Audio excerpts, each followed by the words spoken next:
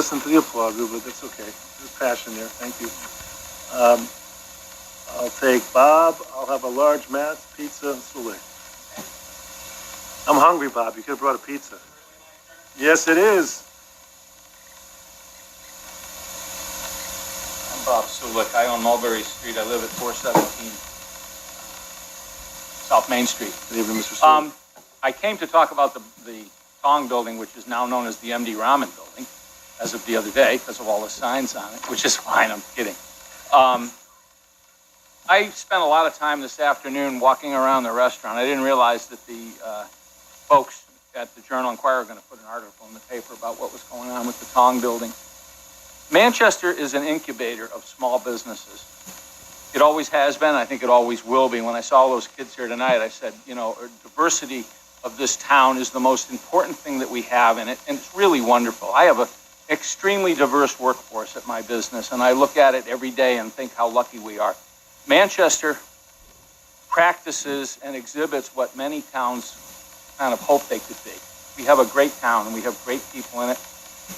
Those people deserve a downtown that is as good as what it was when we were kids, maybe not you, but me, where Main Street was, you know, the centerpiece of Thursday night and everything else that we did. We painted the windows on Halloween, and we would go to St. James Church, or I did. And those were important things for us. And these kids that we have growing up today need a downtown. To let that happen is to let them have a new library.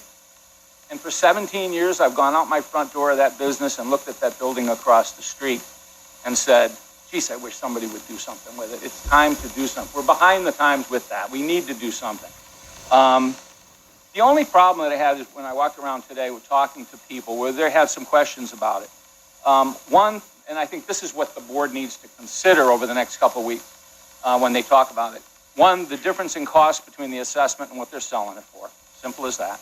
Two, the connection with the Tong family and our state attorney general. That needs to be explained because it's perceived as funny business. A lot of people told me that today. And third thing that I think is important is for you to present a plan of what we're going to do with it. It can't turn into another arcade, as someone put to me today, where we had great ideas, we bought the building, and now what are we doing with it? So there has to be something in place. So those three things are really important. The price, the relationship, and how it's perceived by the public, and what are we going to do with that building? But I can tell you this.